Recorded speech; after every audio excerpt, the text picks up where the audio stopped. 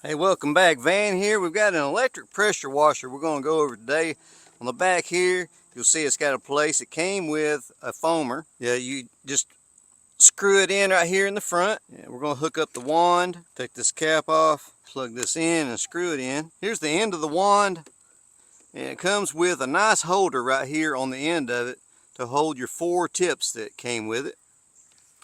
Put this in, you'll line up these with that and then turn it. Now it's lined up and ready to go. One thing I like about this is that the hose reel is in the middle right here, and it's got a guide to guide it out. Going to screw our hose into the back.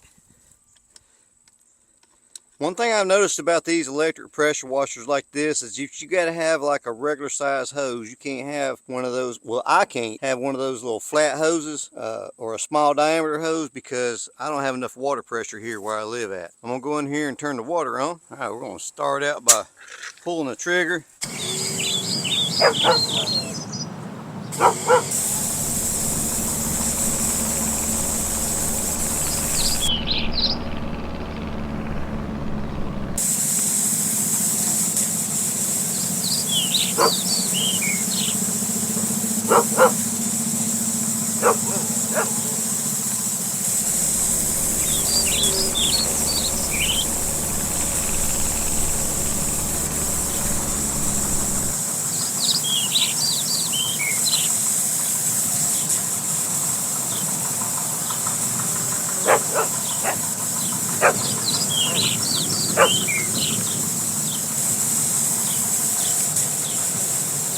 Now, how in the world can an electric pressure washer like this take care of this sidewalk? Well, I'm going to tell you, it's plug and play, baby. All you have to do is plug this thing up and pull the trigger. There ain't no go getting gas. There ain't no pulling on a cord. The only thing you have to do is plug the cord up and pull the trigger. And you'll be able to take care of your sidewalks and driveways just like this. Now, this isn't a very high pressure washer, but it does the job for what we need it for. Do I think it's a great investment? I do. Why do I like it? You don't have to worry about taking it to the shop and getting the carburetor worked on. You don't have to worry about going and getting gas because you ran out after you first started on the project. There's so many pluses to having an electric pressure washer.